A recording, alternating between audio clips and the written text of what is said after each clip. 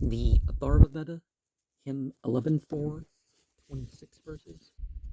Homage to Prana, him who hath dominion o'er the universe, who hath become the sovereign lord of all, on whom the whole depends. Homage, O Prana, to thy roar, to thunder peal and lightning flash. Homage, O Prana, unto thee, what time thou sendest down thy rains. And Prana, with a thunderous voice, shouts his loud message to the plants. They straightway are impregnant. They conceive and bear abundantly. When the due season hath arrived and Prana shouted to the herbs, then all is joyful, yea, each thing upon the surface of the earth. When Prana hath poured down his flood of rain upon the mighty land, cattle and beasts rejoice thereat.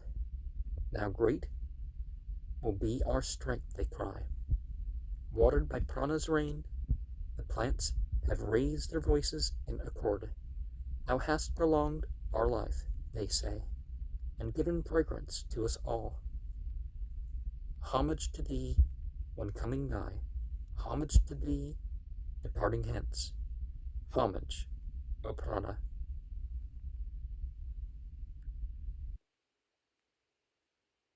Be to thee when standing and when sitting still. Homage to thee at every breath thou drawest in and sendest forth. Homage to thee when turned away, homage to thee seen face to face. This reverence be to all of thee. Prana, communicate to us thy dear, thy very dearest form. Whatever healing balm thou hast, give us thereof, that we may live. Prana robes living creatures as a father his beloved son. Prana is sovereign lord of all that breathes not, of all that breathes. Prana is fever, he is death. Prana is worshipped by the gods, shining ones. Prana sets in the loftiest sphere the man who speaks the words of truth. Prana is Deshtre, and Viraj Prana is reverenced by all. He is the sun, he is the moon. Prana is called Prajapata. Both breaths are rice and barley, and Prana is called the toiling ox. In barley is the in-breath laid, and rice is named the outward breath. The human infant in the womb draws vital breath and sends it out. When thou, O Prana, quickenest the babe, it springs anew to life. The name of Prana is bestowed on Mataresvan and on wind. On Prana, past and future, yea, on Prana everything depends. All herbs and plants spring forth and grow when thou, O Prana,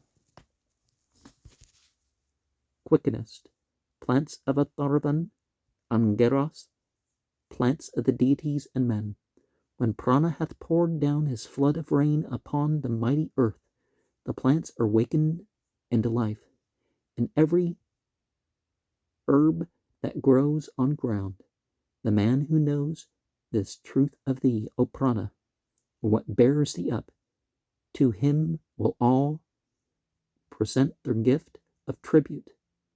In that loftiest will all present their gift of tribute in that loftiest world. As all these living creatures are thy tributaries, Prana, so shall they bring tribute unto him who hears thee with attentive ears. Filled with a babe, mid deities he wanders. Grown near at hand, he springs again to being. That Father grown, the present and the future, hath passed into the sun with mighty powers. Hamsa, what time he rises up, leaves in the flood 1 foot unmoved. If he withdrew it, there would be no more tomorrow or today. Never would there be night, no more would daylight shine, or morning flush. It rolleth on, eight-wheeled and single-fellied, and with 1,000 eyes, forward and backward. With one half it engendered all creation. What sign is there to tell us of the other? Homage, O Prana, unto thee armed with swift bow among the rest. With whose dominion is this? All of varied sort that stirs and works. May he who rules this universe of varied sort that stirs and works, Prana, alert and resolute, assist me through the power, I pray. Erect among the sleeper he wakes, and is never laid at length. No one hath ever heard that he hath been asleep while others slept. Thou, Prana, never shalt be hid, never shalt be estranged from me. I bind thee on myself for life, O Prana, like the water's germ. Typically, pranic work is breath control. And yes, just breath control. But it's representative of something greater than just the vital airs. I mean, as far as what the English term would mean for us. But coupled with the last hymn, that reminds you of vampirism, and most vampirism, the most reliable vampirism, is the energy vampirism. It pairs nicely, doesn't it? Hymn 11.5, 26 verses.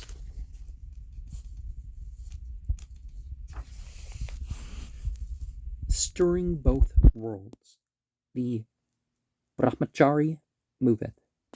In him the deities are all one-minded.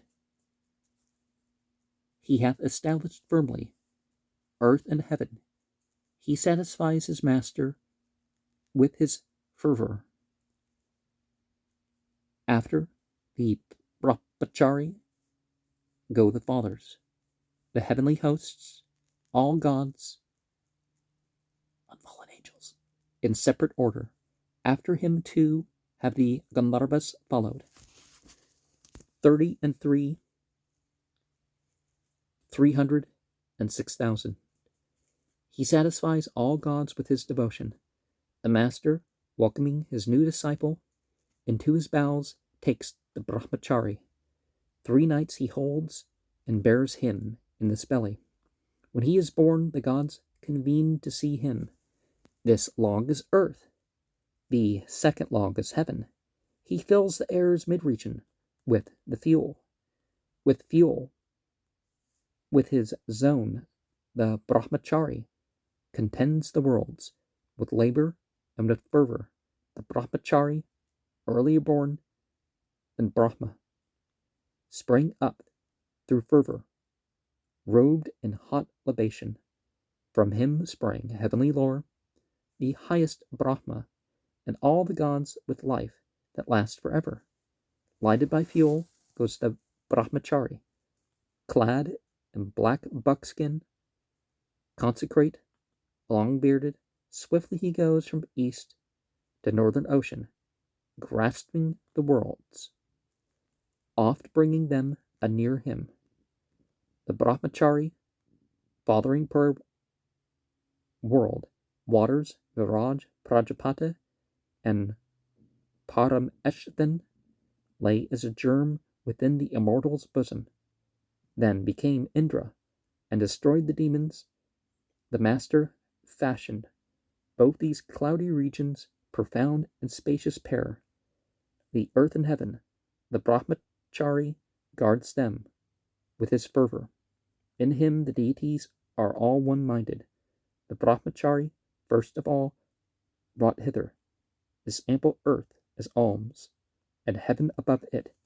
He makes these twain 2 fuel logs, and worships on these supported rest all living creatures. Both treasuries of sacred lore lie hidden, one hitherward beyond heaven's ridge, the other. The Brahmachari, with his fervor, guards them. He makes this all his own, as knowing Brahma, hitherward one. Hence from the earth the two Agnas, meet between these cloudy regions. Close to these two, firm rays of light are clinging. The Brahmachari enters them through fervor, thundering, shouting, ruddy-hued and pallid. He bears along the earth great manly vigor. Down on the ridge of earth, the Brahmachari pours seed, and thus gives life to heaven's four regions. The Brahmachari stores with fuel, waters, and fire, and sun, and moon.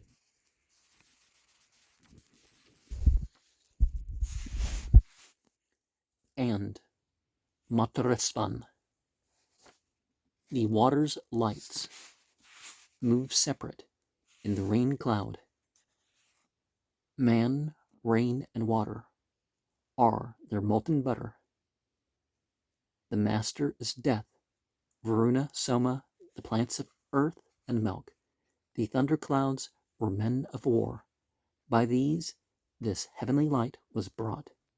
Varuna made a master, takes at home the butter to himself. Whatever with Prajapata he sought, the Brahmachari gave like Mitra from his loftiest soul. The pupil is the master, yea, the pupil is Prajapata. Prajapata shines bright, the bright Viraj grew potent, Indra's self. By fervor and by self-restraint, the king protects the realm he rules. By self-restraint, the master seeks a Brahmachari to instruct. By self-restraint, a maiden finds a youth to be her wedded lord. By self-restraint, the ox and horse seek to win fodder for themselves. By fervor and by self-restraint, the gods drave death away from them. And Indra brought by self-restraint heaven's luster to the deities, the plants, what is and what shall be, day, night, and the tall tree of the wood, the year with seasons of the year, all from the Brahmachari sprang. All creatures of the earth and heaven, tame animals and sylvan beasts, winged and wingless creatures, from the Brahmachari sprang to life. All children of Prajapata have breath distinctly in themselves.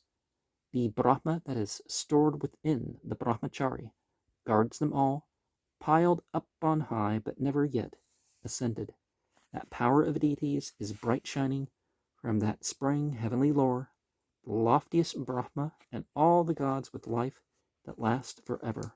The Brahmachari wields the radiant Brahma wherein all gods are woven close together, creating breath, inhaling and exhaling, voice, mind, and heart, Brahma and holy wisdom. Bestow on us the power of sight and hearing, glory and food and seed and blood and belly.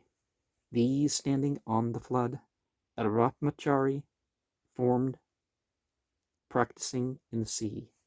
His hot devotion, when he hath bathed, brown, yellow-hued, he shines exceedingly on earth. And the priestly individual makes the mythology their own, takes the sacred lore beyond its physical form into psychiatric and spiritual worlds.